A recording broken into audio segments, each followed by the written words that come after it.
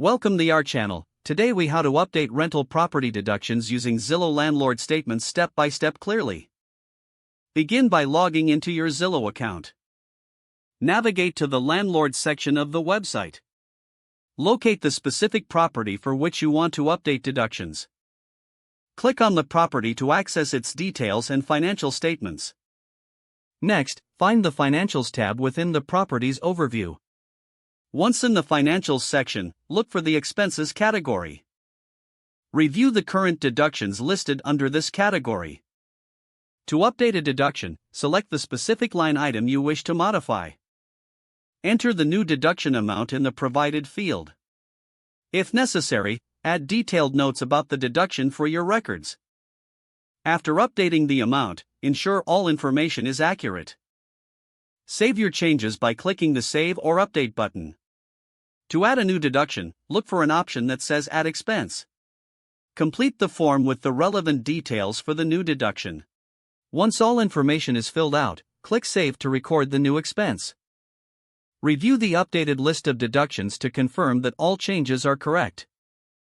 Consider generating a report to keep track of all expenses for tax purposes.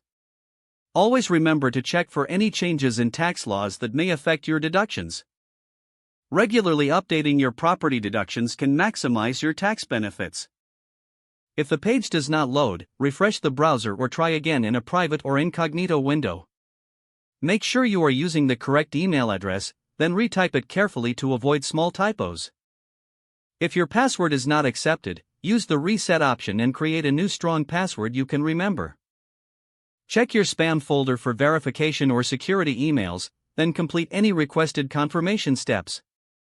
Enable two-factor authentication if available to improve account security and reduce unauthorized access risk. After signing in, review your profile details so your contact information and settings are accurate and current. If you see an error message, note it down and try again after restarting your device and internet connection. Log out when you finish, especially on shared devices, to keep your account and payment information secure. If the page does not load, refresh the browser or try again in a private or incognito window. Make sure you are using the correct email address, then retype it carefully to avoid small typos. Don't forget to like this video and subscribe to our channel for more step-by-step tech guides.